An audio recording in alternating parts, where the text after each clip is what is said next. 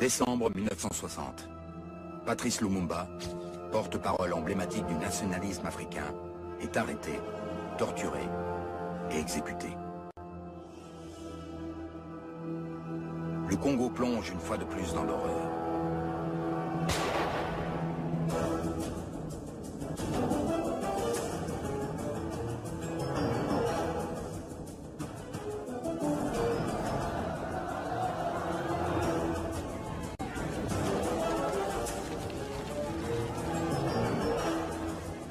Cette terre est-elle marquée à jamais du sceau de la violence et de la malédiction?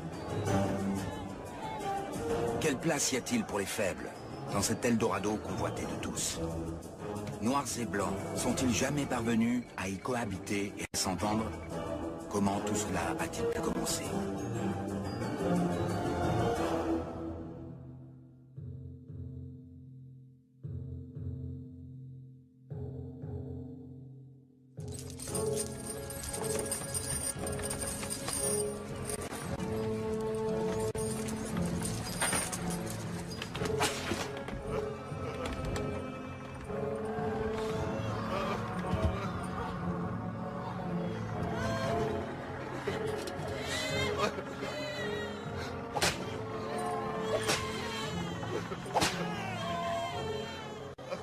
C'est au début du XVIe siècle que les premiers Blancs débarquent au Congo.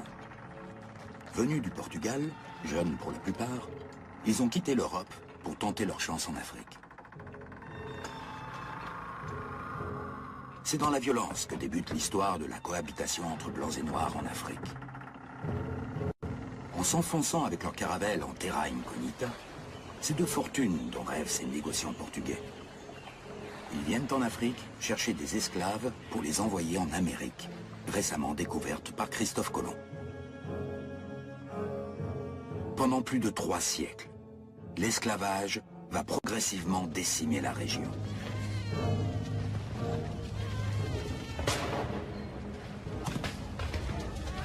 Entre le XVIe et le XIXe siècle, avec la complicité de négriers arabes et africains, les Européens vont envoyer 4 millions d'esclaves au Brésil, 4 millions dans les Caraïbes anglaises, françaises, hollandaises et danoises, 2 millions dans les pays contrôlés par l'Espagne.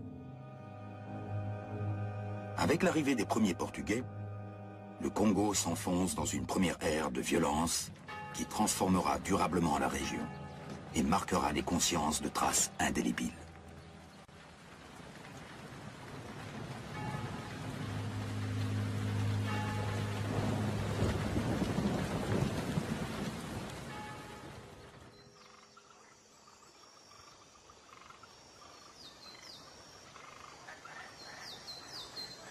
Au milieu du XIXe siècle, une nouvelle génération de voyageurs européens débarque au Congo.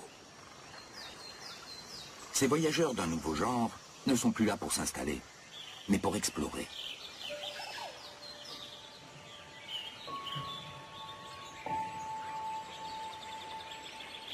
Le vent du changement s'apprête à envahir l'Afrique centrale. Les cartes vont bientôt changer de main. Ce sont de nouveaux acteurs qui prennent désormais l'initiative. Des lettres d'explorateurs et de voyageurs choqués par ce qu'ils ont vu en Afrique. J'en ai reçu des dizaines. En tant qu'archevêque primat d'Afrique, je connaissais très bien le terrain. Les personnalités s'adressaient spontanément à moi. Ils savaient qu'ils pouvaient me faire confiance. J'ai plus de 20 ans de brousse derrière moi. Le cardinal Lavigerie est l'un de ces nouveaux protagonistes actifs en Afrique centrale au milieu du XIXe siècle. C'est à Alger, en 1868, que Lavigerie fonde la Société des missionnaires d'Afrique, les Pères Blancs.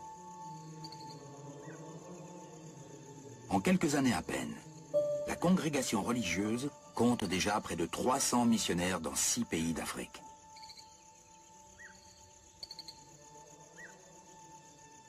Ces différentes fonctions font de Charles Martial Lavigerie l'un des plus grands spécialistes de l'Afrique de son temps. Et par la force des choses, l'un des plus grands ennemis de l'esclavage.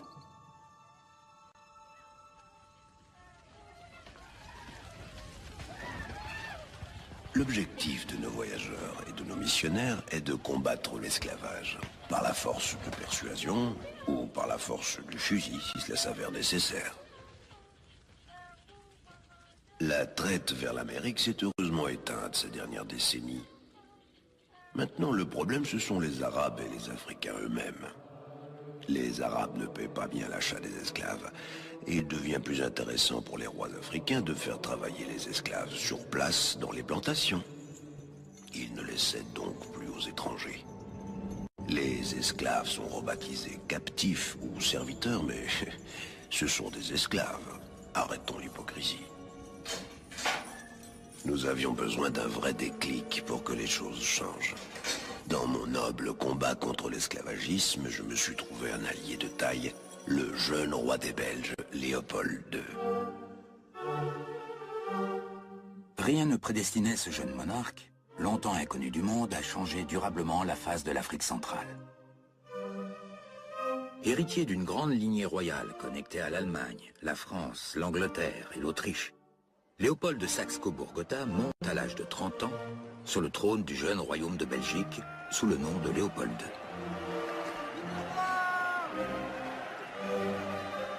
Ambitieux, boulimique, stratège, grand admirateur des puissances voisines de son petit royaume, le jeune Léopold sait qu'il doit diriger un des pays les plus prospères d'Europe, la Belgique. Dès son arrivée au pouvoir, Léopold II a une certitude. Un grand pays doit posséder une colonie. L'obsession coloniale de Léopold II le pousse à s'intéresser à plusieurs régions du globe. Toutes les premières tentatives de colonisation restent vaines. Mais en 1877, une nouvelle opportunité inespérée s'offre à lui. Nous devons nous procurer une part de ce magnifique gâteau africain. Avec ce nouvel objectif, Léopold II adopte un nouveau discours. C'est en tant que roi philanthrope qu'il se présente désormais auprès de la bonne société occidentale. L'esclavage qui se maintient sur une notable partie du continent africain constitue une plaie que tous les amis de la civilisation doivent désirer voir disparaître. Aux amis de la civilisation. Aux amis de la civilisation! Léopold II se démène pour convaincre l'Europe du caractère philanthropique et désintéressé de ses ambitions coloniales. En quelques années, le roi parvient à se positionner comme le héros de la cause anti-esclavagiste. Pas question de mentionner ses visées impérialistes. Ses objectifs sont purement humanitaires.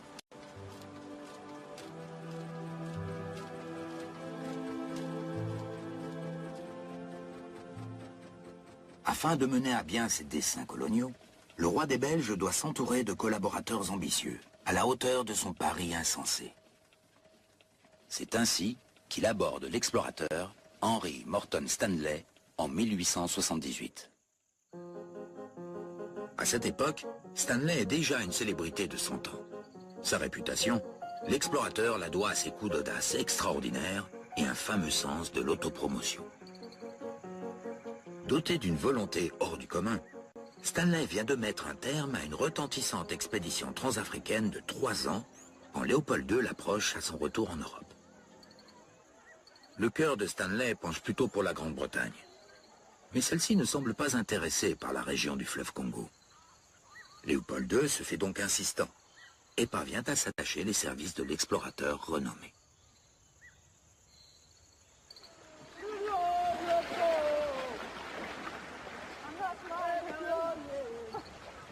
Au prix d'un salaire de ministre et d'une belle publicité, Léopold II renvoie Stanley, accompagné de collaborateurs belges et européens, explorer l'intérieur du territoire congolais. Stanley est chargé de fonder des postes le long du fleuve, au nom d'un comité d'études piloté par le monarque lui-même. Le but est de prendre de vitesse les autres puissances européennes, elles aussi intéressées par la région.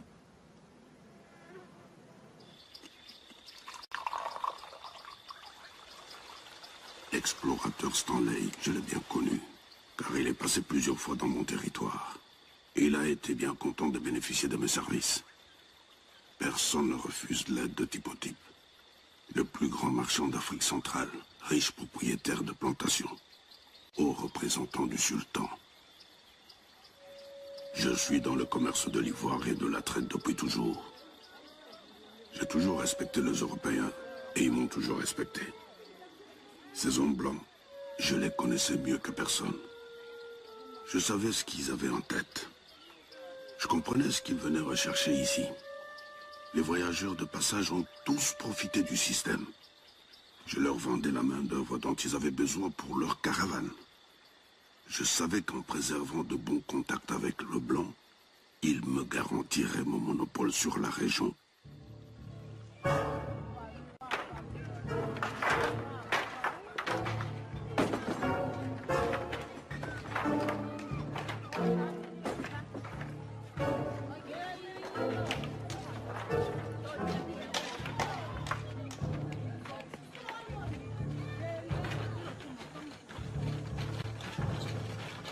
Avec l'aide des chefs africains qui ne veulent pas perdre leur part du gâteau, Stanley s'engage dans une épreuve de rapidité qu'il n'est pas certain de remporter.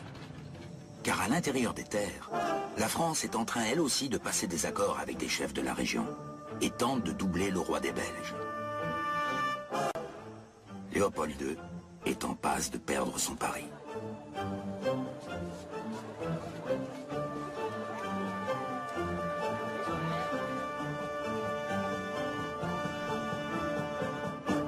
Fin tacticien, le roi comprend les limites de sa stratégie. Une affaire purement philanthropique, comme il tente de la présenter, ne pèserait aucun poids par rapport à un grand pays d'Europe implanté dans la région. Le roi change son fusil d'épaule. Sous son autorité personnelle, le Congo doit devenir un État et être reconnu comme tel par les autres puissances. Le roi décide alors d'étoffer sa présence au Congo et de recruter de nouveaux volontaires pour ses missions d'occupation. Il les trouve sur place, au sein des factoreries, ces grands hangars commerciaux postés le long du fleuve, et où travaillent des négociants européens implantés de longue date.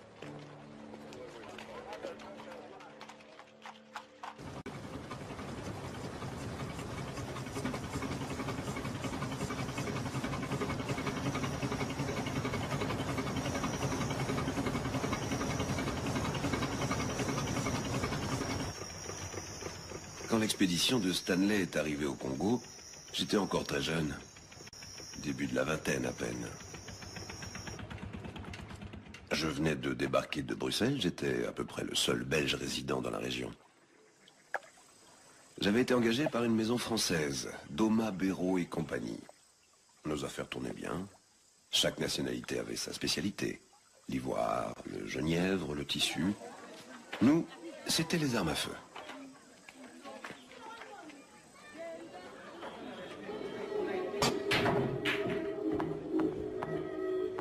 Au départ, nous ne ressentions pas la concurrence comme elle devait exister en Europe.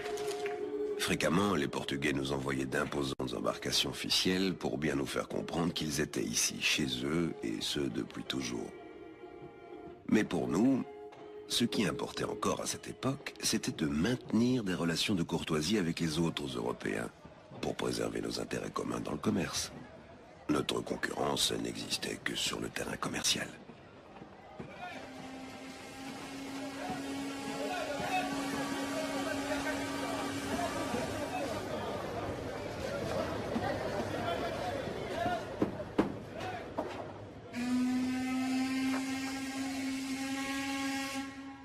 C'est en mai 1883 que le roi a fait appel à mes services. Mes 10 années d'expérience au Congo faisaient de moi une personne précieuse sur le terrain. Je connaissais de nombreux princes locaux avec lesquels j'étais en affaires. J'avais été commerçant, je devenais agent du roi. Une course contre la montre diplomatique s'enclenche pour le souverain. Sur le terrain, ses agents s'affairent. Il faut obtenir des traités des princes locaux au plus vite. Montrer que les chefs coutumiers appuient le projet du souverain belge. Un à un, je suis allé voir les rois de ma région que je connaissais tous personnellement. C'étaient les dernières signatures qu'il nous fallait encore, et j'allais les obtenir.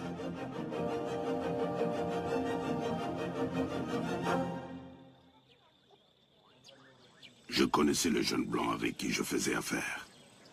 J'ai signé. J'avais besoin de poudre, de fusils et de munitions. J'ai signé. Le blanc m'a promis aide et protection inconditionnelle de son roi. J'ai signé. contre la garantie de rester juge suprême de mon peuple, j'ai signé. Pour que les Blancs restent un allié et m'appuient dans mes litiges commerciaux, j'ai signé. Le dernier traité signé, celui des 9 rois de Boma, est capital pour Léopold II. Il lui garantit la souveraineté sur l'embouchure du fleuve et lui ouvre la voie commerciale sur l'Atlantique. Le traité est expédié en urgence à Bruxelles en 1884. Fort de ces nouvelles signatures, Léopold II passe une série d'accords diplomatiques avec ses concurrents. Il concède le libre-échange dans tout le territoire actuel et futur de l'Association internationale du Congo. Il accorde à la France le droit de préférence sur le Congo. Si Léopold venait à jeter l'éponge, c'est à la France que le territoire reviendrait.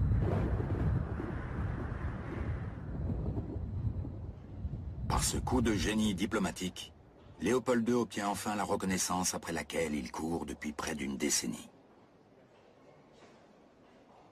Tandis que les grandes puissances partagent l'Afrique à la conférence africaine de Berlin, tenue par Bismarck en février 1885, Léopold II obtient, à titre personnel, la souveraineté sur l'État indépendant du Congo, qui voit ainsi officiellement le jour.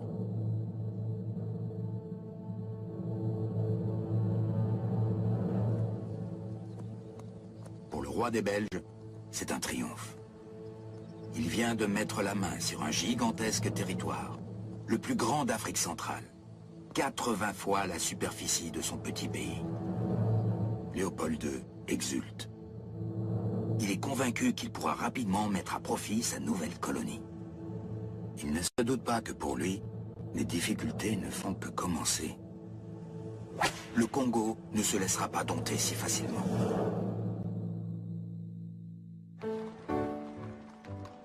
En Belgique, Léopold II commence immédiatement à rechercher des appuis auprès de la bourgeoisie pour l'épauler dans son projet colonial. Pourtant, dans le monde politique belge, c'est l'indifférence. Pour beaucoup d'entre nous, le Congo était alors une histoire privée qui ne concernait que le souverain et une poignée de ses collaborateurs capitalistes. En toute honnêteté, au départ, le monde politique dans sa majorité jugeait les actions du roi comme une fantaisie déraisonnable, à laquelle il ne voulait pas trop être mêlé. Nous, au Parti ouvrier belge, on avait d'autres chats à fouetter. Nous nous intéressions beaucoup plus aux esclaves blancs dont parlait le catéchisme du peuple qu'aux esclaves noirs.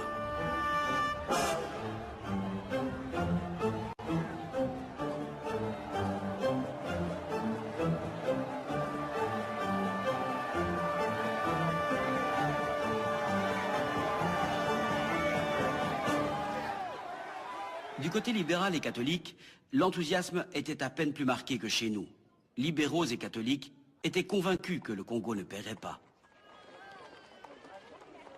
En dépit des conseils de prudence de son entourage, Léopold II est enivré par l'énormité de son projet. Il s'emporte et prend à titre personnel d'énormes risques financiers. Il jouit, il est vrai, d'une gigantesque fortune. Il a beaucoup investi dans les grandes sociétés belges. On estime son portefeuille en actions à 50 millions de francs, soit plus de 200 millions d'euros au cours actuel. C'est donc sa richesse personnelle qui lui permet au départ de payer ses agents sur le terrain.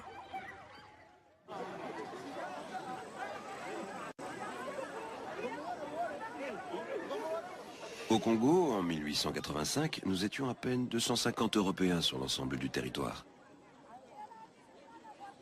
Notre mission pouvait se résumer en un mot, l'occupation efficace.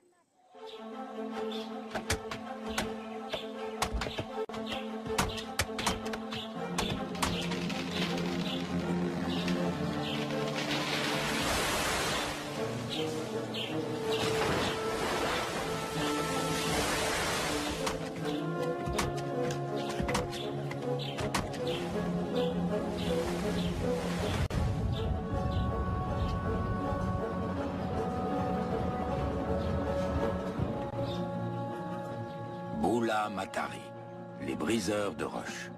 C'est ainsi que les Noirs surnomment ces blancs bâtisseurs. Il nous fallait construire les premières grosses infrastructures et les voies de communication, mettre en place un réseau étendu de missions, asseoir la conquête en pacifiant les zones à risque. Pour la pacification des zones, nous manquions de forces vives européennes et nous avions la consigne de recruter localement. La force publique, chargée de mener les guerres de conquête et de maintenir l'ordre, recrutait donc ses soldats sur place.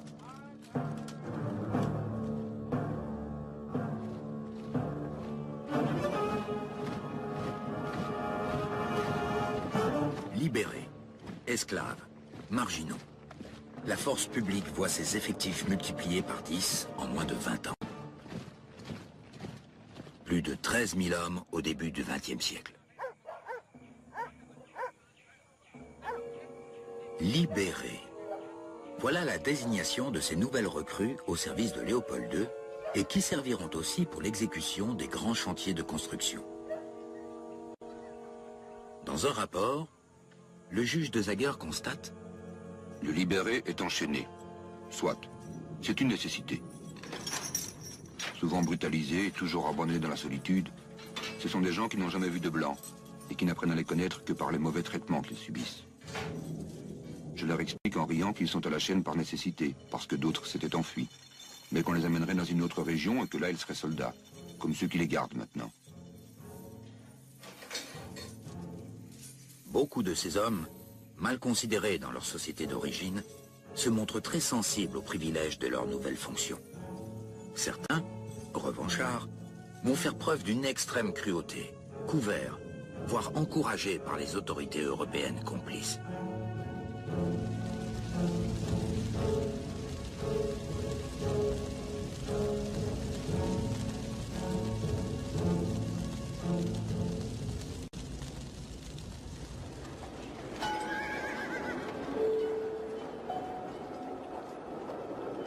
En Belgique, Léopold II est conscient des difficultés qui s'accumulent sur le terrain.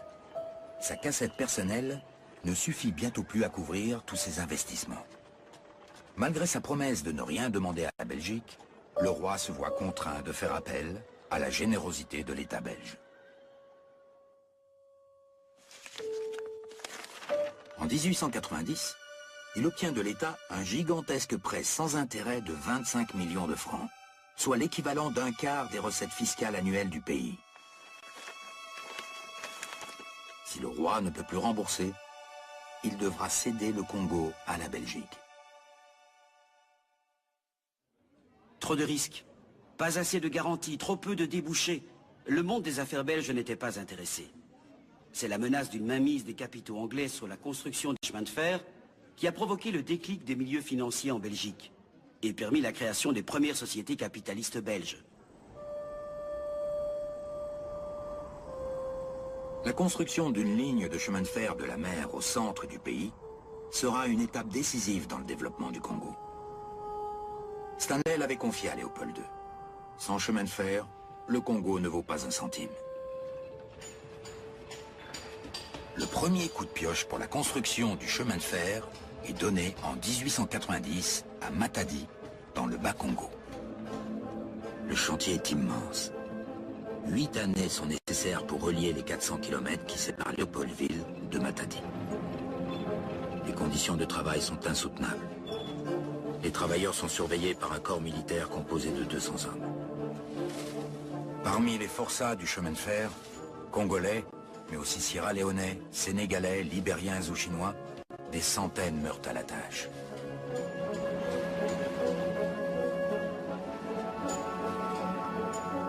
Début des années 1890. L'activité frénétique de Léopold II au Congo lui coûte une fortune. Le roi est au bord du désastre économique et de la faillite personnelle. Sa femme le menace. Léopold, vous allez nous ruiner avec votre Congo. Mais Léopold II est un stratège hors pair. Après avoir épuisé ses cartes en Belgique, c'est vers l'étranger qu'il se tourne pour obtenir de l'aide financière. Et à nouveau, il se présente comme grand philanthrope.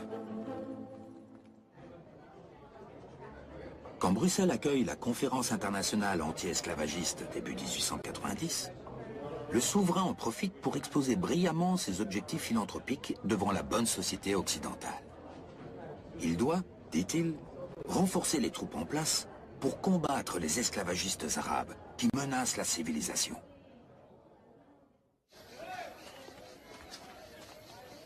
Pour combattre l'esclavage en terre africaine, le roi a besoin de moyens supplémentaires. Il demande donc l'autorisation de pouvoir lever l'impôt au Congo et mettre ainsi fin au libre-échange. Son plaidoyer à la conférence anti-esclavagiste obtient gain de cause auprès des grandes puissances. L'horizon se dégage enfin. Le roi peut désormais taxer le commerce au Congo. L'imposition du commerce de l'ivoire et des matières précieuses offre une nouvelle source de financement au roi. Mais cela ne suffit pas. En 1891, une étape de plus est franchie afin de renflouer les caisses. Léopold II instaure le système domanial. Selon ce système, toutes les terres non cultivées par les populations noires sont déclarées vacantes et deviennent propriété de l'État. Le caoutchouc et les richesses naturelles qui s'y trouvent appartiennent désormais de plein droit à l'État, donc au roi.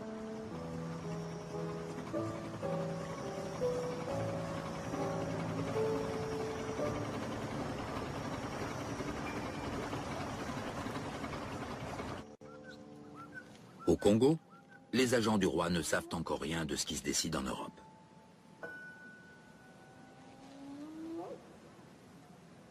Pour beaucoup d'agents en poste, la solitude pèse. Les distractions sont rares. Les journées sont parfois longues, à des milliers de kilomètres de sa famille.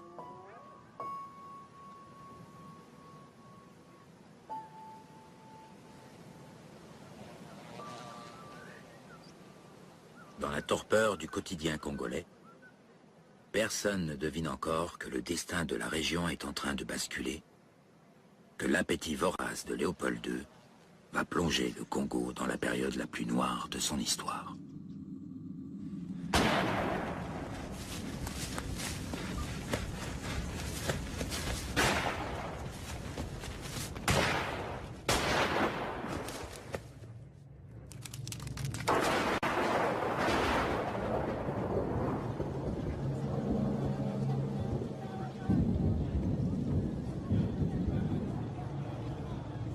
Faire entrer l'argent dans les caisses, Léopold II sait qu'il doit rapidement stabiliser les frontières et mettre les populations au travail.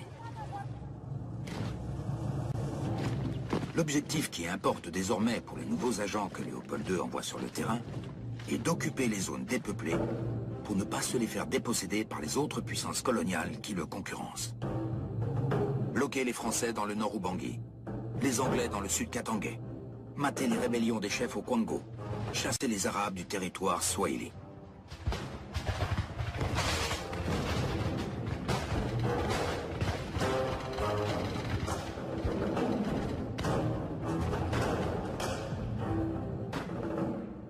Les zones pacifiées doivent être rentabilisées au plus vite. Les agents du roi reçoivent la consigne de punir les villages qui se rebellent.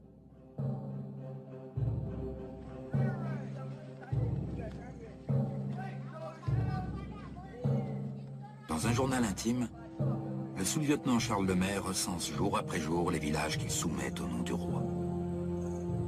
28 mars 1891, arrêt à Bolébo. Accueilli par des lances et des fusils, village brûlé. 20 avril 1891, attaque des villages Ikengo. Le chef Ekele est tué et jeté à l'eau. 14 juin 1891. Refus des Loliva de venir à la station. Attaque dans la pluie. 15 Noirs tués.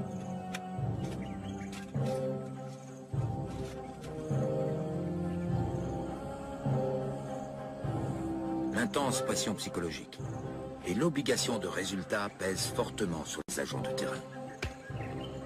De nombreux agents se réfugient dans l'alcool et la violence gratuite. Les pendaisons arbitraires s'enchaînent.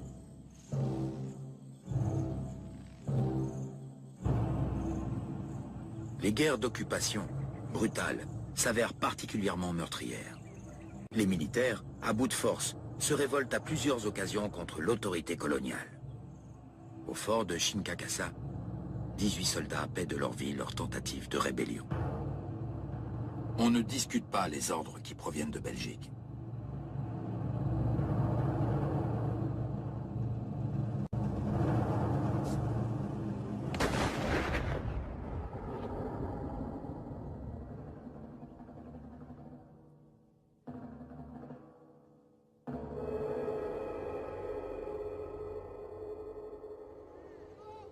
Mais c'est la récolte de caoutchouc qui connaît les abus les plus intolérables. Les agents européens, contraints à des quotas d'efficacité dictés par le souverain belge, soumettent la main-d'œuvre autochtone à des régimes insupportables. Les sentinelles des Européens administrent la chicotte, ces coups de fouet punitifs dont l'usage se maintiendra au XXe siècle.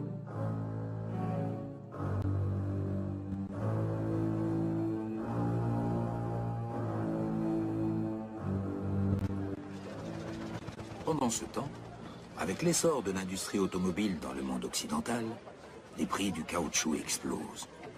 Le Congo devient rapidement l'un des plus gros producteurs au monde. C'est le jackpot pour Léopold II. L'homme d'affaires recueille enfin les fruits de son acharnement. En moins d'une décennie, il double sa fortune personnelle. Les 10 années suivantes, il la triple. Pendant que Léopold II, roi créateur d'empire, bâtit de somptueuses constructions en Belgique avec son magot, des centaines de milliers de Congolais perdent la vie, victimes d'exactions, d'épuisement, ou le plus souvent de maladies.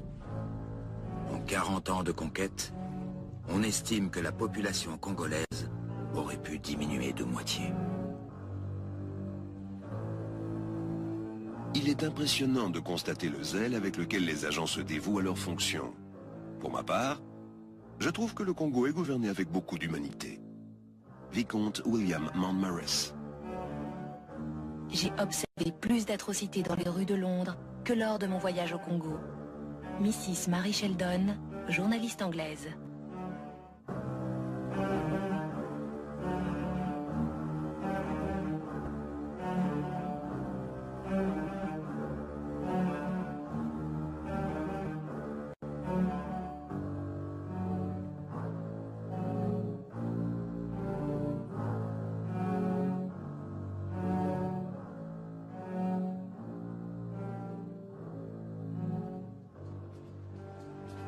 Malgré un discours colonial officiel toujours aussi triomphant, l'étau se referme lentement sur Léopold II.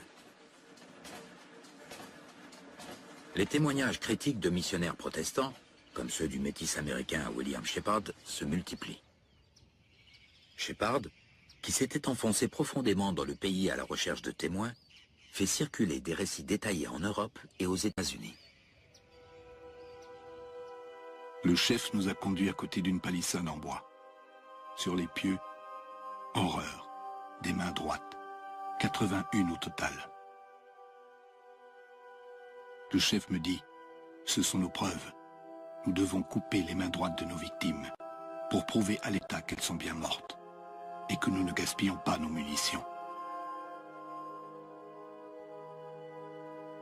Mais c'est de Grande-Bretagne que vient le coup fatal aux campagnes de Léopold II.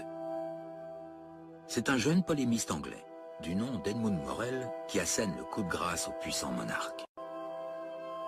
À l'âge de 18 ans, Morel entre au service d'une importante firme de transport maritime à Liverpool, la Elder Dempster.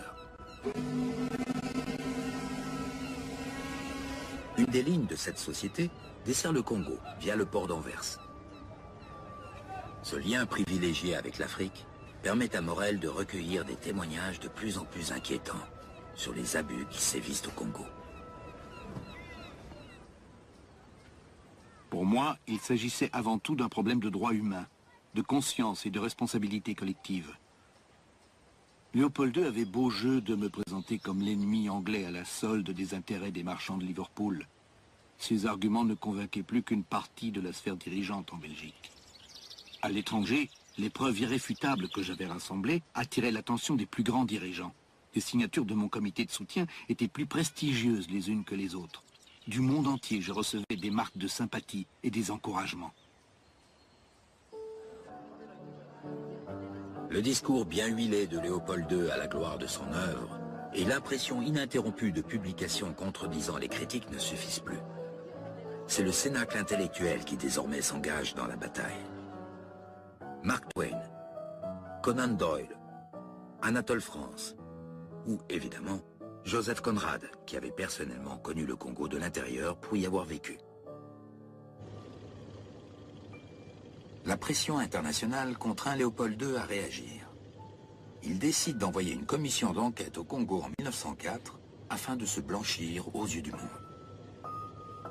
Cette commission, plutôt favorable à Léopold II, composée d'hommes choisis par ses soins et méfiante envers les attaques anglaises au départ, revint du Congo avec la conviction profonde qu'il fallait mettre fin aux abus. Ils avaient pu entendre les plaintes des missionnaires, mais aussi de la population elle-même, qui ne voulait plus se laisser faire. L'attaque provient désormais du propre camp de Léopold II, et les preuves sont irréfutables. Pour Léopold II, la commission produit l'effet inverse de celui attendu. La Belgique comprend alors qu'elle doit réagir. Il faut qu'elle annexe le Congo avant qu'il ne soit trop tard pour elle. D'autant que le Congo reste une terre de convoitise pour beaucoup d'appétits européens. Le risque de voir le rival anglais mettre la main sur son œuvre force Léopold II, vieilli et usé, à accepter de céder le Congo à la Belgique en 1908.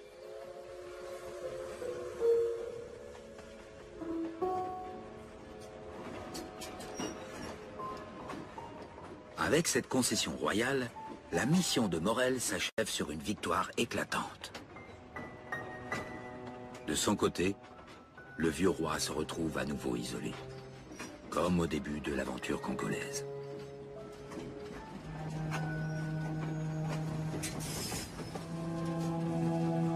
En acceptant l'héritage douteux de son souverain, la petite Belgique entre brutalement dans le cercle fermé des puissances coloniales. Parviendra-t-elle à enrayer le système abusif d'exploitation mis en place par son souverain? Léopold II ne sera pas là pour le constater, puisqu'il décède quelques mois plus tard, le 17 décembre 1909. La Belgique hérite ainsi d'une colonie 80 fois plus étendue que sa propre superficie. Les Belges semblent résolus à mettre fin aux abus. Les députés ont voté à la Chambre une charte coloniale, dont les principes sont sans équivoque. Le travail forcé, les mauvais traitements sont désormais interdits. La Belgique entend construire au Congo une société plus juste et plus humaine. C'est alors que des jeunes gens pleins d'espoir s'apprêtent à partir pour le Congo. Le père Van Wing était de cela. Du Congo, je ne connaissais pas grand-chose. Mais au séminaire, nous lisions beaucoup. Des récits de voyage, des études ethnologiques, les biographies des grands missionnaires. Quand l'un de ces pionniers rentrait d'Afrique, il venait nous voir. C'est avec eux que j'ai découvert les premières images du continent noir. Un Dieu que c'était beau.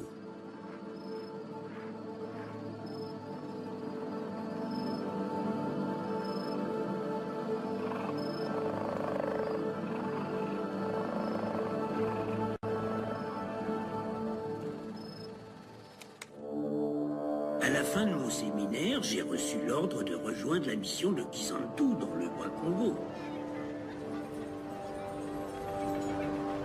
Un jésuite est un soldat qui obéit à sa hiérarchie. Mais au fond, j'étais ravi. J'allais partir. Enfin.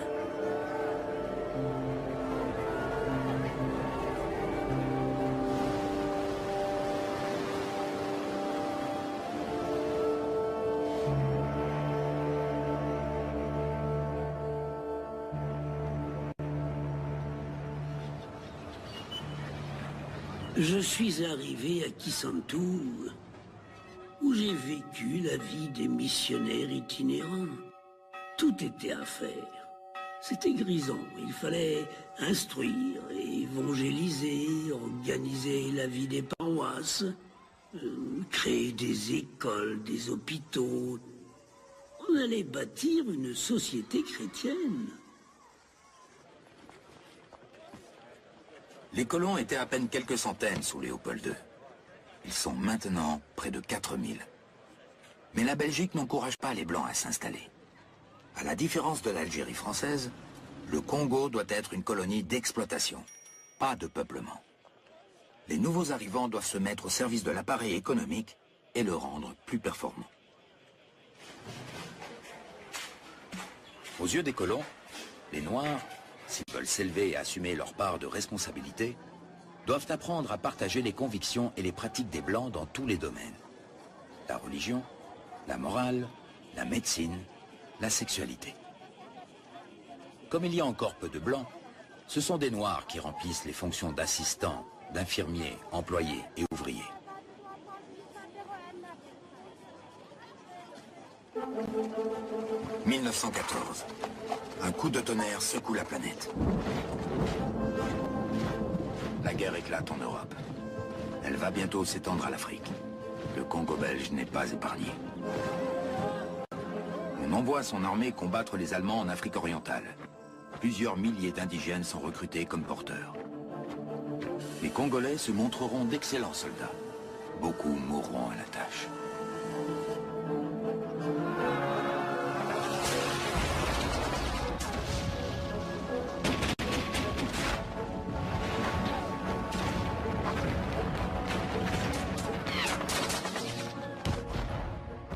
Au lendemain de la guerre, le monde a plus que jamais besoin de cuivre, d'étain, de zinc.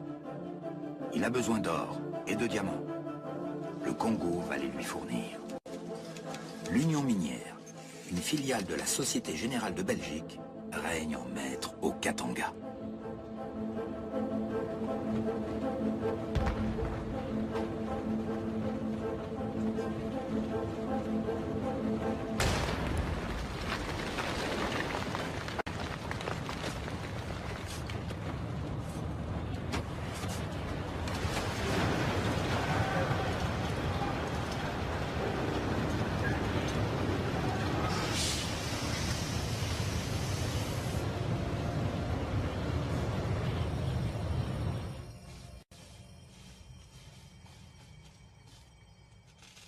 L'Union minière a besoin de main-d'œuvre. Beaucoup de main-d'œuvre. Et c'est le retour du travail forcé. Tout le monde est concerné. Les hommes, les femmes et même les enfants. Les salaires sont dérisoires, la discipline brutale. La Belgique fait marche arrière, comme si elle ne pouvait pas se débarrasser de ses vieux démons.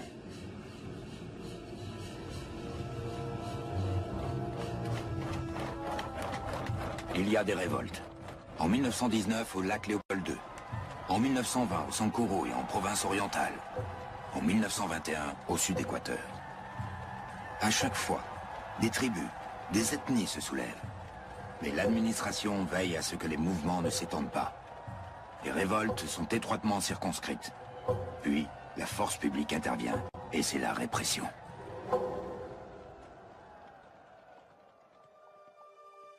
Entre-temps, une autre voix s'est fait entendre. En Belgique, cette fois. C'est la voix d'un homme au destin exceptionnel. Il s'appelle Paul Panda Farnana. Enfant, il avait été petit boy au service d'un militaire belge.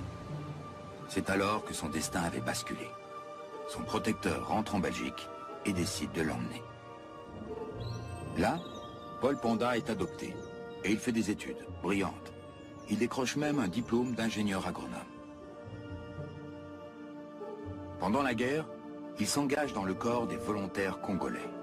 Il se bat contre les Allemands, à Namur. Il est fait prisonnier.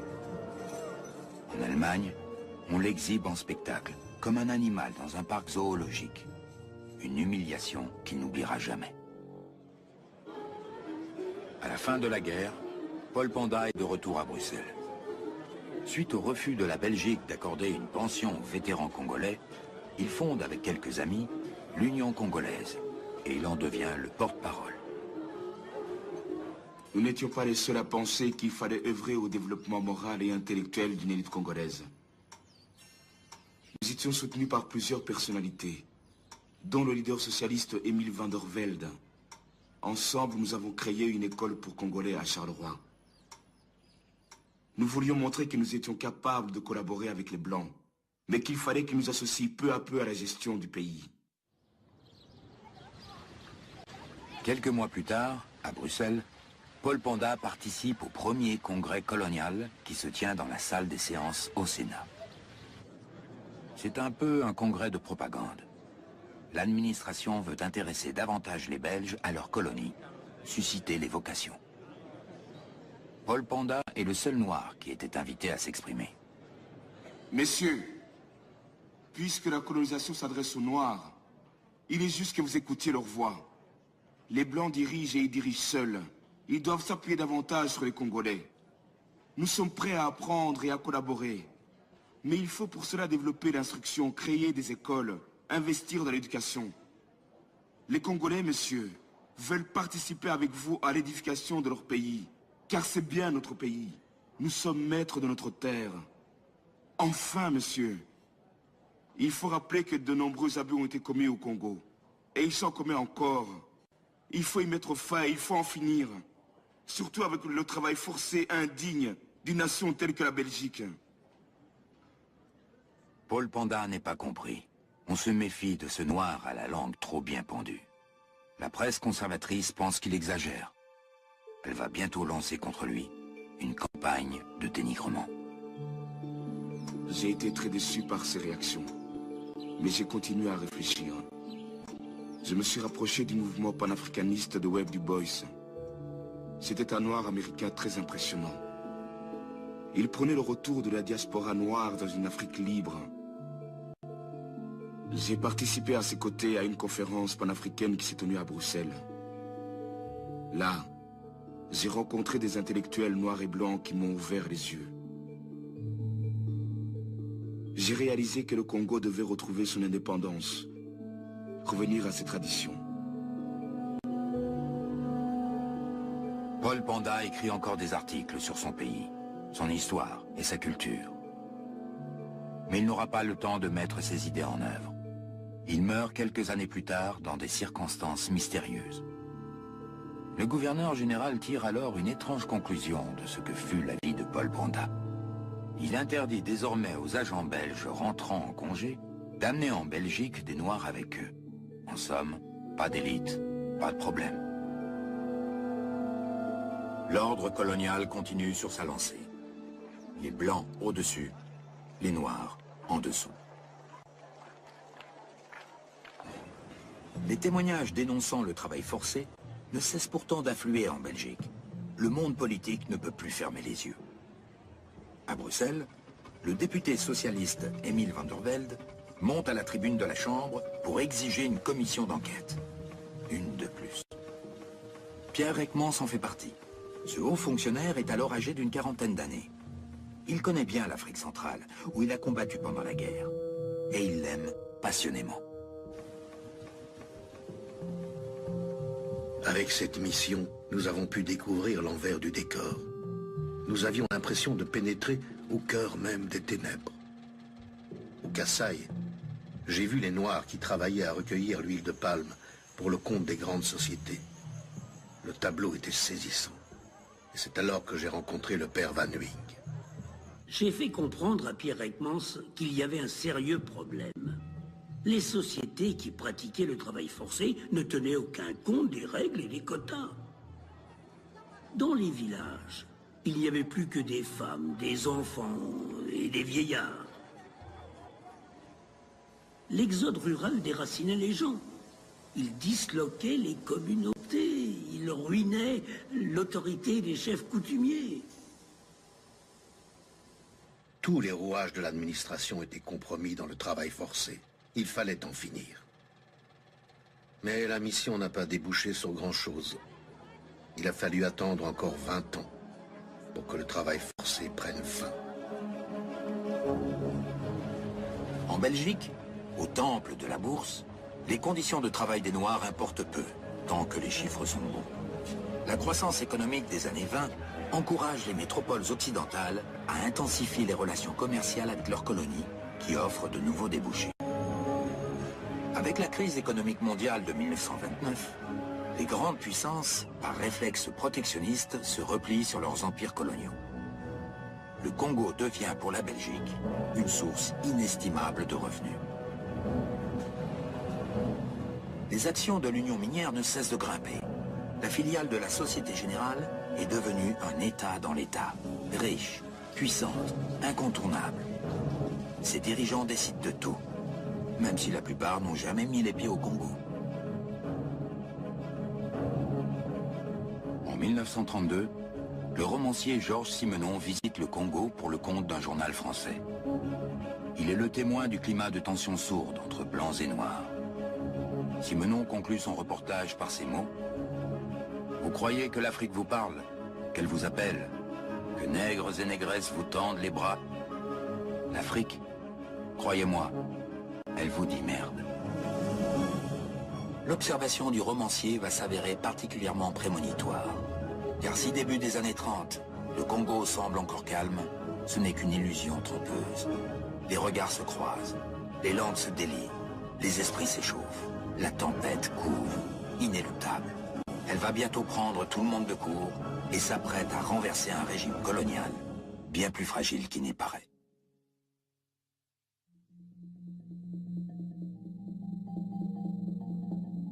Une nouvelle tempête s'apprête donc à éclater. Dans un instant, la seconde partie de notre documentaire, consacrée au Congo, couvrira la période allant des années 30 jusqu'au règne de Mobutu.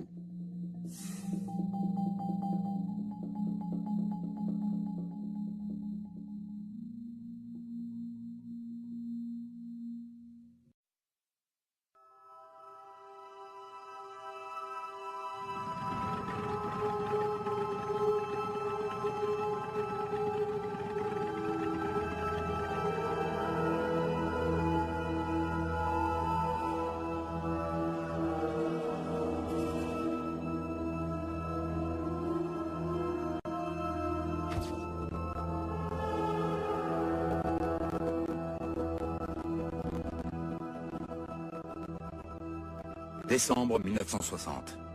Patrice Lumumba, porte-parole emblématique du nationalisme africain, est arrêté, torturé et exécuté. Le Congo plonge une fois de plus dans l'horreur.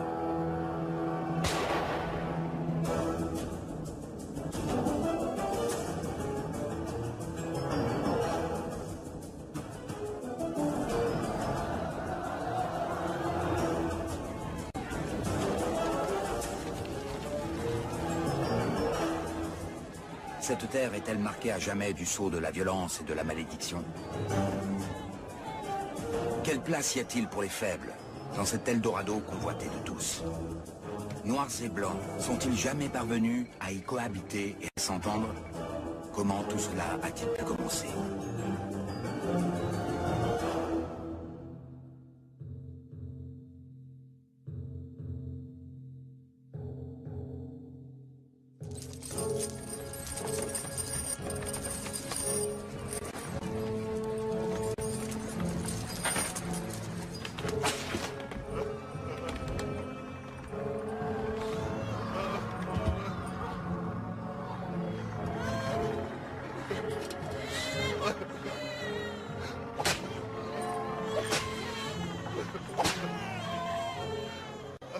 C'est au début du XVIe siècle que les premiers Blancs débarquent au Congo. Venus du Portugal, jeunes pour la plupart, ils ont quitté l'Europe pour tenter leur chance en Afrique. C'est dans la violence que débute l'histoire de la cohabitation entre Blancs et Noirs en Afrique. En s'enfonçant avec leur caravelle en terra incognita, c'est de fortune dont rêvent ces négociants portugais. Ils viennent en Afrique chercher des esclaves pour les envoyer en Amérique, récemment découverte par Christophe Colomb. Pendant plus de 3 siècles, l'esclavage va progressivement décimer la région.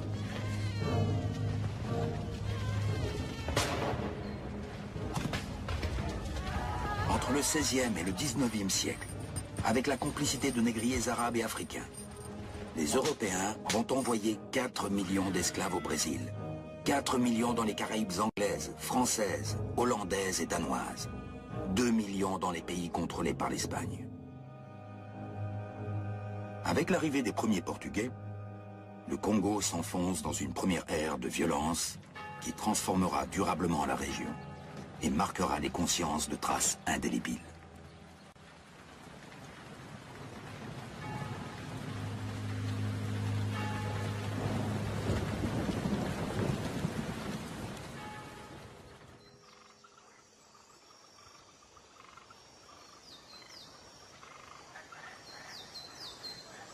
milieu du 19e siècle, une nouvelle génération de voyageurs européens débarque au Congo.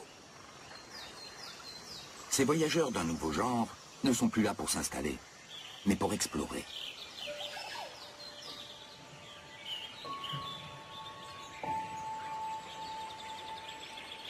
Le vent du changement s'apprête à envahir l'Afrique centrale. Les cartes vont bientôt changer de main. Ce sont de nouveaux acteurs qui prennent désormais l'initiative. Des lettres d'explorateurs et de voyageurs choqués par ce qu'ils ont vu en Afrique. J'en ai reçu des dizaines. En tant qu'archevêque primat d'Afrique, je connaissais très bien le terrain. Les personnalités s'adressaient spontanément à moi. Ils savaient qu'ils pouvaient me faire confiance. J'ai plus de 20 ans de brousse derrière moi. Le cardinal Lavigerie est l'un de ces nouveaux protagonistes actifs en Afrique centrale au milieu du 19e siècle. C'est à Alger, en 1868, que Lavigerie fonde la Société des missionnaires d'Afrique, les Pères Blancs. En quelques années à peine, la congrégation religieuse compte déjà près de 300 missionnaires dans 6 pays d'Afrique.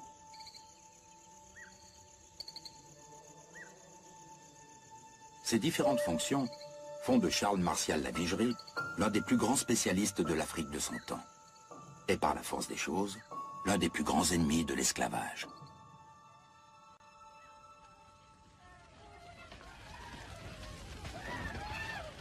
L'objectif de nos voyageurs et de nos missionnaires est de combattre l'esclavage, par la force de persuasion ou par la force du fusil, si cela s'avère nécessaire.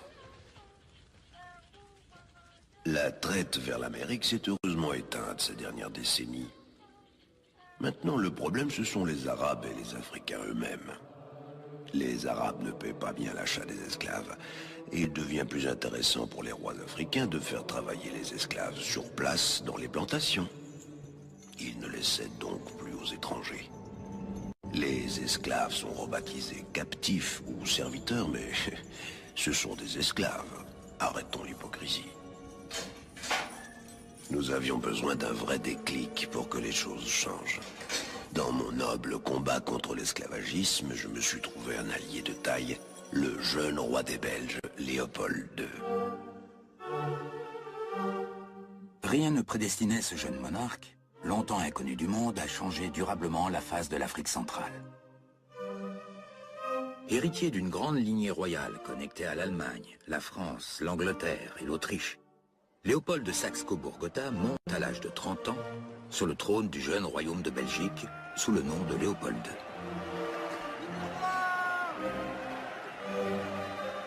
Ambitieux, boulimique, stratège, grand admirateur des puissances voisines de son petit royaume, le jeune Léopold sait qu'il doit diriger un des pays les plus prospères d'Europe, la Belgique.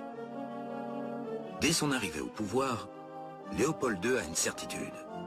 Un grand pays doit posséder une colonie. L'obsession coloniale de Léopold II le pousse à s'intéresser à plusieurs régions du globe. Toutes les premières tentatives de colonisation restent vaines. Mais en 1877, une nouvelle opportunité inespérée s'offre à lui. Nous devons nous procurer une part de ce magnifique gâteau africain. Avec ce nouvel objectif, Léopold II adopte un nouveau discours. C'est en tant que roi philanthrope qu'il se présente désormais auprès de la bonne société occidentale. L'esclavage qui se maintient sur une notable partie du continent africain constitue une plaie que tous les amis de la civilisation doivent désirer voir disparaître. Aux amis de la civilisation. Aux amis de la civilisation! Léopold II se démène pour convaincre l'Europe du caractère philanthropique et désintéressé de ses ambitions coloniales. En quelques années, le roi parvient à se positionner comme le héros de la cause anti-esclavagiste. Pas question de mentionner ses visées impérialistes. Ses objectifs sont purement humanitaires.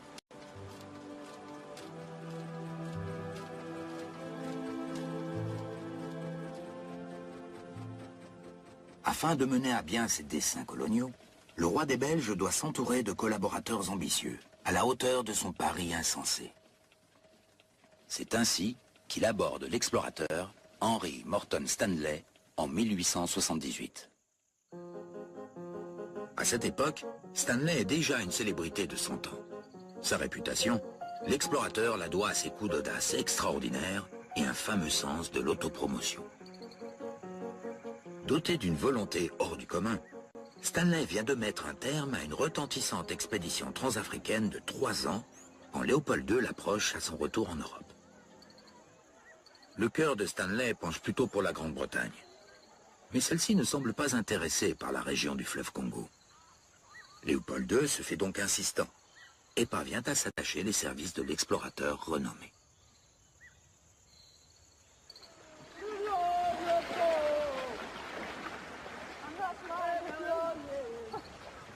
Au prix d'un salaire de ministre et d'une belle publicité, Léopold II renvoie Stanley, accompagné de collaborateurs belges et européens, explorer l'intérieur du territoire congolais.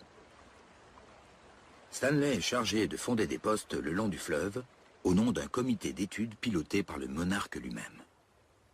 Le but est de prendre de vitesse les autres puissances européennes, elles aussi intéressées par la région.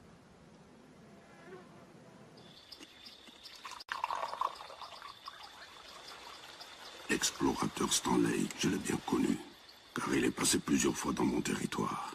Il a été bien content de bénéficier de mes services. Personne ne refuse l'aide de type au type. Le plus grand marchand d'Afrique centrale, riche propriétaire de plantations, haut représentant du sultan. Je suis dans le commerce de l'ivoire et de la traite depuis toujours. J'ai toujours respecté les Européens et ils m'ont toujours respecté. Ces hommes blancs, je les connaissais mieux que personne. Je savais ce qu'ils avaient en tête. Je comprenais ce qu'ils venaient rechercher ici. Les voyageurs de passage ont tous profité du système. Je leur vendais la main-d'œuvre dont ils avaient besoin pour leur caravane. Je savais qu'en préservant de bons contacts avec le blanc, ils me garantiraient mon monopole sur la région.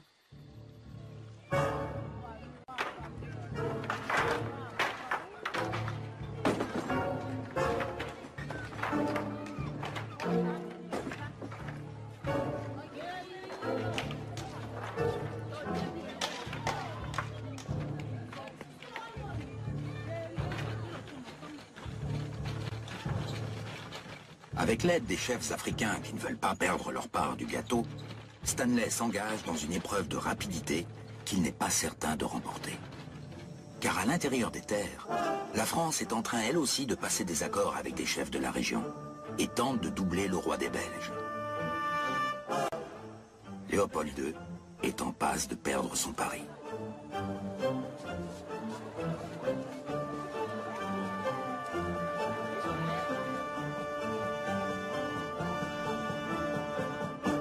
Fin tacticien, le roi comprend les limites de sa stratégie. Une affaire purement philanthropique, comme il tente de la présenter, ne pèserait aucun poids par rapport à un grand pays d'Europe implanté dans la région. Le roi change son fusil d'épaule. Sous son autorité personnelle, le Congo doit devenir un État et être reconnu comme tel par les autres puissances. Le roi décide alors d'étoffer sa présence au Congo et de recruter de nouveaux volontaires pour ses missions d'occupation. Il les trouve sur place, au sein des factoreries, ces grands hangars commerciaux postés le long du fleuve, et où travaillent des négociants européens implantés de longue date.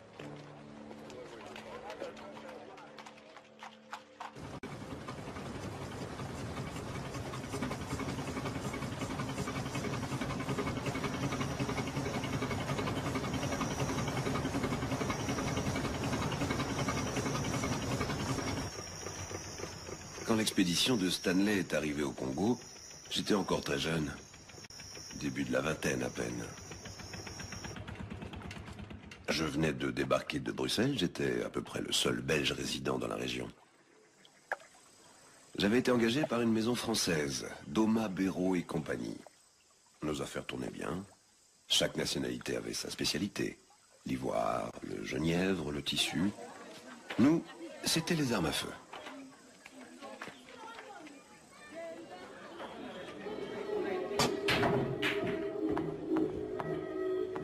Au départ, nous ne ressentions pas la concurrence comme elle devait exister en Europe. Fréquemment, les Portugais nous envoyaient d'imposantes embarcations officielles pour bien nous faire comprendre qu'ils étaient ici, chez eux, et ce depuis toujours. Mais pour nous, ce qui importait encore à cette époque, c'était de maintenir des relations de courtoisie avec les autres Européens, pour préserver nos intérêts communs dans le commerce. Notre concurrence n'existait que sur le terrain commercial.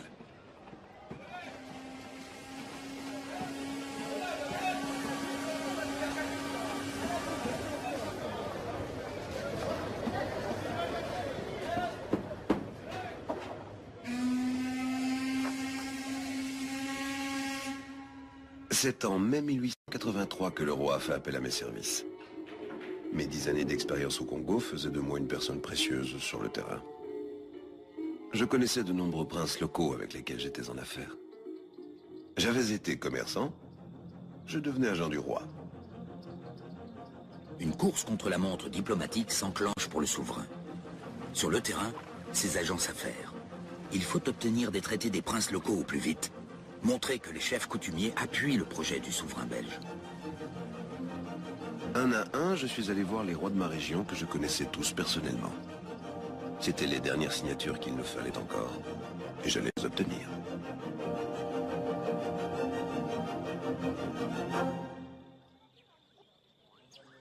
Je connaissais le jeune blanc avec qui je faisais affaire. J'ai signé. J'avais besoin de poudre, de fusils et de munitions. J'ai signé. Le blanc m'a promis aide et protection inconditionnelle de son roi. J'ai signé. Contre la garantie de rester juge suprême de mon peuple, j'ai signé. Pour que les Blancs restent un allié et m'appuient dans mes litiges commerciaux, j'ai signé. Le dernier traité signé, celui des 9 rois de Boma, est capital pour Léopold II. Il lui garantit la souveraineté sur l'embouchure du fleuve et lui ouvre la voie commerciale sur l'Atlantique. Le traité est expédié en urgence à Bruxelles en 1884. Fort de ces nouvelles signatures, Léopold II passe une série d'accords diplomatiques avec ses concurrents. Il concède le libre-échange dans tout le territoire actuel et futur de l'Association internationale du Congo. Il accorde à la France le droit de préférence sur le Congo. Si Léopold venait à jeter l'éponge, c'est à la France que le territoire reviendrait.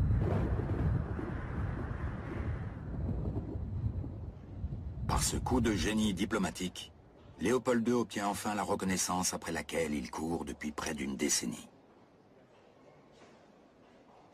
Tandis que les grandes puissances partagent l'Afrique à la conférence africaine de Berlin, tenue par Bismarck en février 1885, Léopold II obtient, à titre personnel, la souveraineté sur l'État indépendant du Congo, qui voit ainsi officiellement le jour.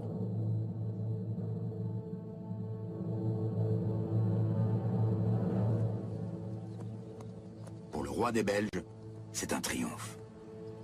Il vient de mettre la main sur un gigantesque territoire, le plus grand d'Afrique centrale, 80 fois la superficie de son petit pays. Léopold II exulte. Il est convaincu qu'il pourra rapidement mettre à profit sa nouvelle colonie. Il ne se doute pas que pour lui, les difficultés ne font que commencer. Le Congo ne se laissera pas dompter si facilement.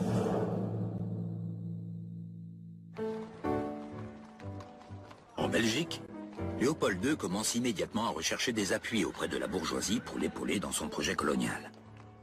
Pourtant, dans le monde politique belge, c'est l'indifférence. Pour beaucoup d'entre nous, le Congo était alors une histoire privée qui ne concernait que le souverain et une poignée de ses collaborateurs capitalistes. En toute honnêteté, au départ, le monde politique dans sa majorité jugeait les actions du roi comme une fantaisie déraisonnable, à laquelle il ne voulait pas trop être mêlé. Nous, au Parti ouvrier belge, on avait d'autres chats à fouetter.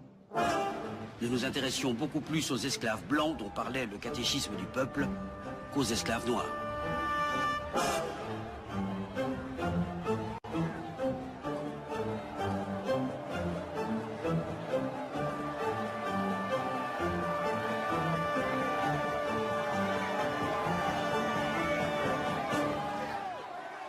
Du Du côté libéral et catholique, l'enthousiasme était à peine plus marqué que chez nous.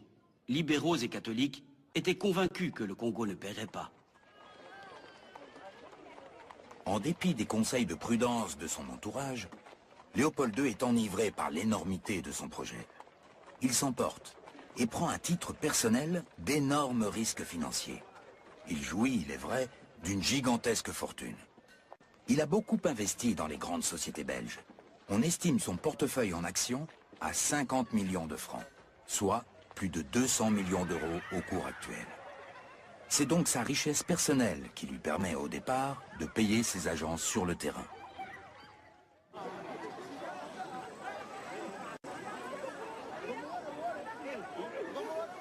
Au Congo, en 1885, nous étions à peine 250 Européens sur l'ensemble du territoire. Notre mission pouvait se résumer en un mot: l'occupation efficace.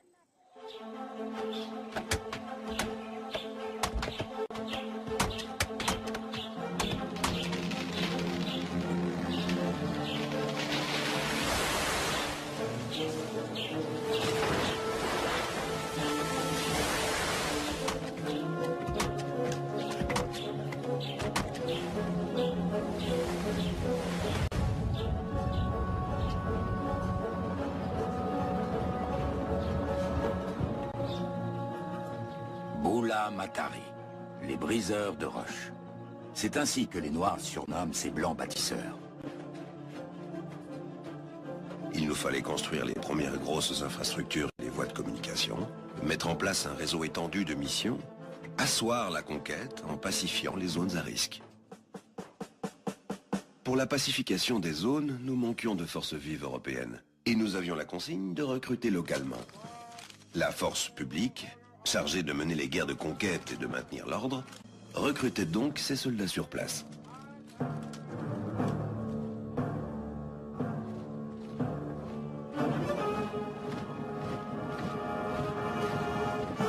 Libérés, esclaves, marginaux. La force publique voit ses effectifs multipliés par 10 en moins de 20 ans. Plus de 13 000 hommes au début du XXe siècle. Libérés. Voilà la désignation de ces nouvelles recrues au service de Léopold II et qui serviront aussi pour l'exécution des grands chantiers de construction. Dans un rapport, le juge de Zager constate: le libéré est enchaîné. Soit. C'est une nécessité. Souvent brutalisés et toujours abandonnés dans la solitude, ce sont des gens qui n'ont jamais vu de blanc et qui n'apprennent à les connaître que par les mauvais traitements qu'ils subissent. Je leur explique en riant qu'ils sont à la chaîne par nécessité, parce que d'autres s'étaient enfuis, mais qu'on les amènerait dans une autre région et que là ils seraient soldats, comme ceux qui les gardent maintenant. Beaucoup de ces hommes, mal considérés dans leur société d'origine, se montrent très sensibles aux privilèges de leur nouvelle fonction. Certains, revanchards, vont faire preuve d'une extrême cruauté, couverts, voire encouragés par les autorités européennes complices.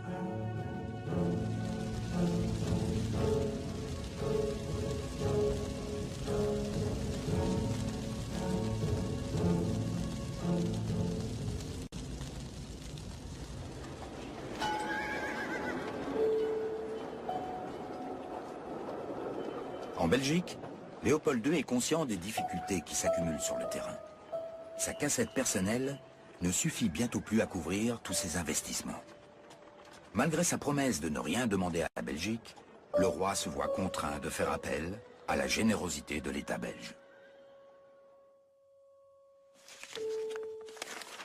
En 1890, il obtient de l'État un gigantesque prêt sans intérêt de 25 millions de francs, soit l'équivalent d'un quart des recettes fiscales annuelles du pays. Si le roi ne peut plus rembourser, il devra céder le Congo à la Belgique. Trop de risques, pas assez de garanties, trop peu de débouchés. Le monde des affaires belges n'était pas intéressé. C'est la menace d'une mainmise des capitaux anglais sur la construction des chemins de fer qui a provoqué le déclic des milieux financiers en Belgique et permis la création des premières sociétés capitalistes belges. La construction d'une ligne de chemin de fer de la mer au centre du pays sera une étape décisive dans le développement du Congo. Stanley l'avait confié à Léopold II. Sans chemin de fer, le Congo ne vaut pas un centime.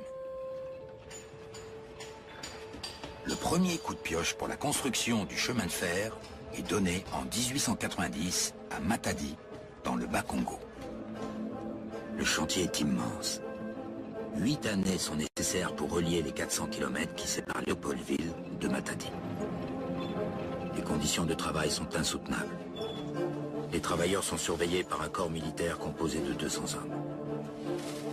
Parmi les forçats du chemin de fer, Congolais, mais aussi Sierra-Léonais, Sénégalais, Libériens ou Chinois, des centaines meurent à la tâche.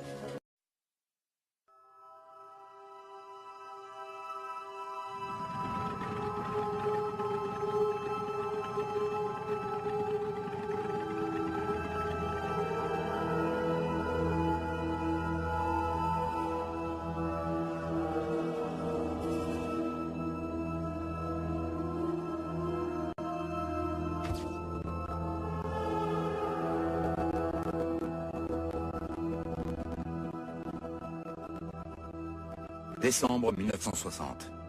Patrice Lumumba, porte-parole emblématique du nationalisme africain, est arrêté, torturé et exécuté. Le Congo plonge une fois de plus dans l'horreur.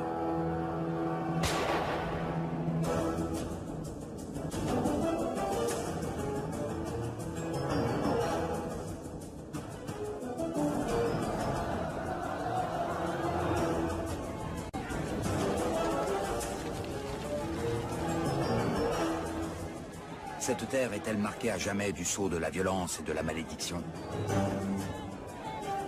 Quelle place y a-t-il pour les faibles dans cet Eldorado convoité de tous?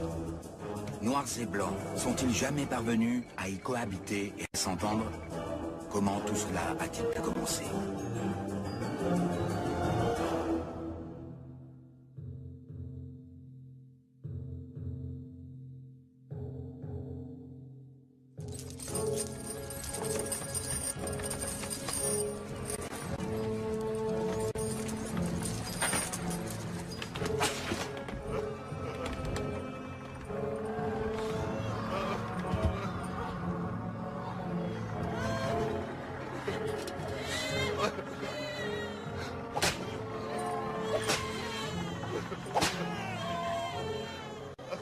C'est au début du XVIe siècle que les premiers Blancs débarquent au Congo. Venus du Portugal, jeunes pour la plupart, ils ont quitté l'Europe pour tenter leur chance en Afrique. C'est dans la violence que débute l'histoire de la cohabitation entre Blancs et Noirs en Afrique. En s'enfonçant avec leur caravelle en terra incognita, c'est de fortune dont rêvent ces négociants portugais. Ils viennent en Afrique chercher des esclaves pour les envoyer en Amérique, récemment découverte par Christophe Colomb. Pendant plus de 3 siècles, l'esclavage va progressivement décimer la région.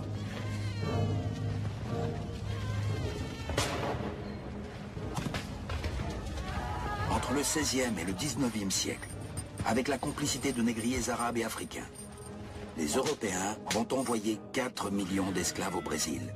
4 millions dans les Caraïbes anglaises, françaises, hollandaises et danoises. 2 millions dans les pays contrôlés par l'Espagne. Avec l'arrivée des premiers Portugais, le Congo s'enfonce dans une première ère de violence qui transformera durablement la région et marquera les consciences de traces indélébiles.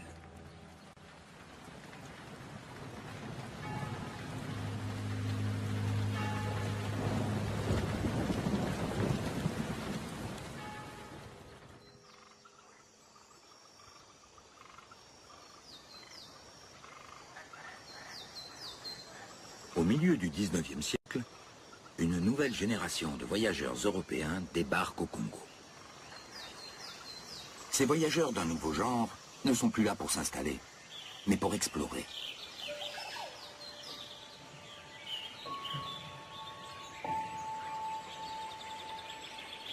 Le vent du changement s'apprête à envahir l'Afrique centrale. Les cartes vont bientôt changer de main. ce sont de nouveaux acteurs qui prennent désormais l'initiative. Des lettres d'explorateurs et de voyageurs choqués par ce qu'ils ont vu en Afrique. J'en ai reçu des dizaines. En tant qu'archevêque primat d'Afrique, je connaissais très bien le terrain. Les personnalités s'adressaient spontanément à moi. Ils savaient qu'ils pouvaient me faire confiance. J'ai plus de 20 ans de brousse derrière moi. Le cardinal Lavigerie est l'un de ces nouveaux protagonistes actifs en Afrique centrale au milieu du 19e siècle. C'est à Alger, en 1868, que Lavigerie fonde la Société des missionnaires d'Afrique, les Pères Blancs. En quelques années à peine, la congrégation religieuse compte déjà près de 300 missionnaires dans 6 pays d'Afrique.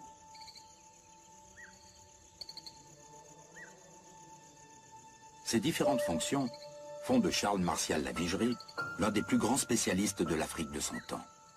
Et par la force des choses, l'un des plus grands ennemis de l'esclavage.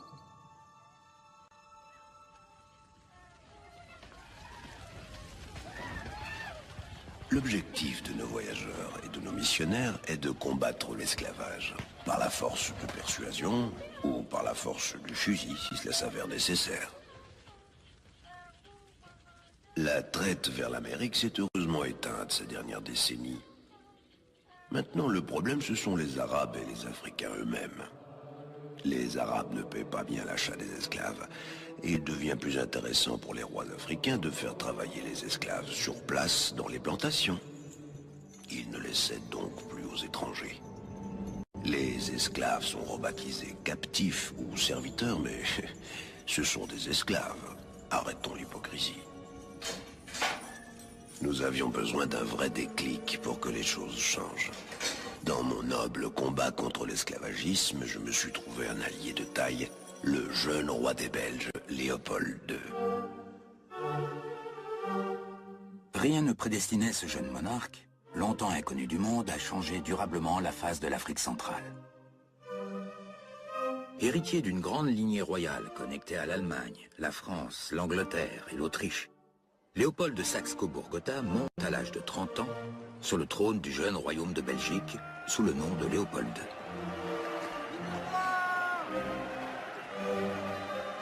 Ambitieux, boulimique, stratège, grand admirateur des puissances voisines de son petit royaume, le jeune Léopold sait qu'il doit diriger un des pays les plus prospères d'Europe, la Belgique. Dès son arrivée au pouvoir, Léopold II a une certitude. Un grand pays doit posséder une colonie. L'obsession coloniale de Léopold II le pousse à s'intéresser à plusieurs régions du globe. Toutes les premières tentatives de colonisation restent vaines. Mais en 1877, une nouvelle opportunité inespérée s'offre à lui. Nous devons nous procurer une part de ce magnifique gâteau africain. Avec ce nouvel objectif, Léopold II adopte un nouveau discours. C'est en tant que roi philanthrope qu'il se présente désormais auprès de la bonne société occidentale. L'esclavage qui se maintient sur une notable partie du continent africain constitue une plaie que tous les amis de la civilisation doivent désirer voir disparaître. Aux amis de la civilisation. Aux amis de la civilisation! Léopold II se démène pour convaincre l'Europe du caractère philanthropique et désintéressé de ses ambitions coloniales. En quelques années, le roi parvient à se positionner comme le héros de la cause anti-esclavagiste. Pas question de mentionner ses visées impérialistes. Ses objectifs sont purement humanitaires.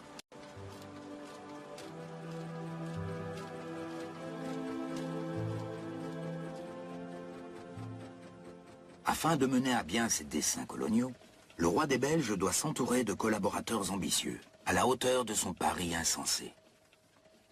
C'est ainsi qu'il aborde l'explorateur Henry Morton Stanley en 1878. À cette époque, Stanley est déjà une célébrité de son temps. Sa réputation, l'explorateur la doit à ses coups d'audace extraordinaires et un fameux sens de l'autopromotion. Doté d'une volonté hors du commun, Stanley vient de mettre un terme à une retentissante expédition transafricaine de 3 ans quand Léopold II l'approche à son retour en Europe. Le cœur de Stanley penche plutôt pour la Grande-Bretagne. Mais celle-ci ne semble pas intéressée par la région du fleuve Congo. Léopold II se fait donc insistant et parvient à s'attacher les services de l'explorateur renommé.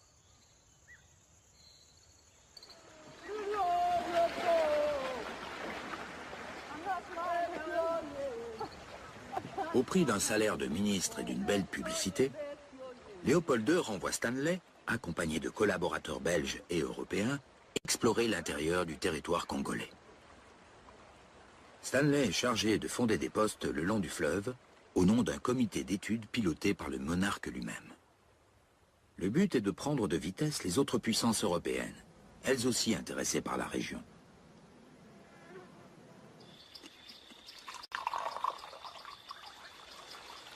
L'explorateur Stanley, je l'ai bien connu, car il est passé plusieurs fois dans mon territoire.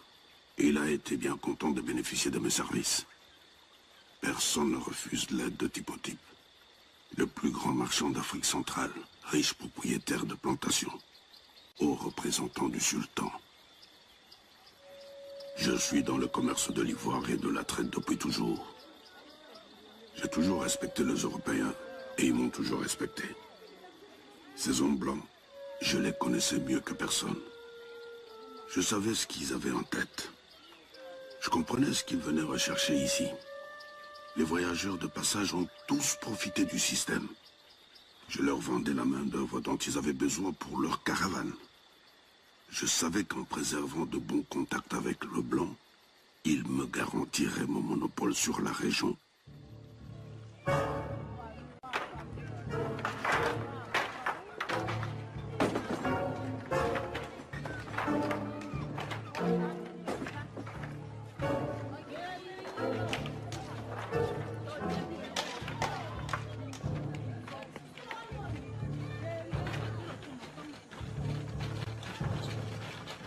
Avec l'aide des chefs africains qui ne veulent pas perdre leur part du gâteau, Stanley s'engage dans une épreuve de rapidité qu'il n'est pas certain de remporter. Car à l'intérieur des terres, la France est en train elle aussi de passer des accords avec des chefs de la région et tente de doubler le roi des Belges. Léopold II est en passe de perdre son pari.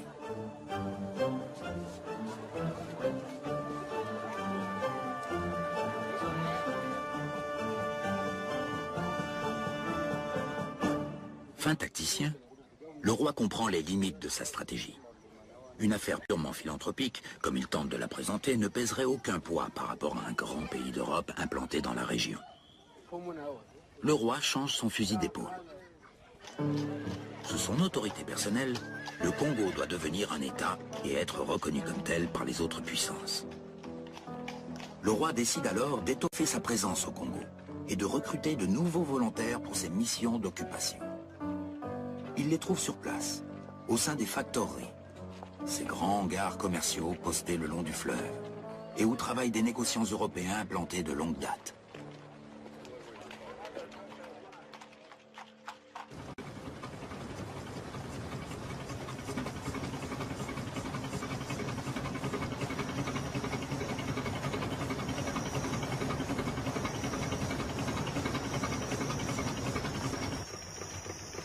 Quand l'expédition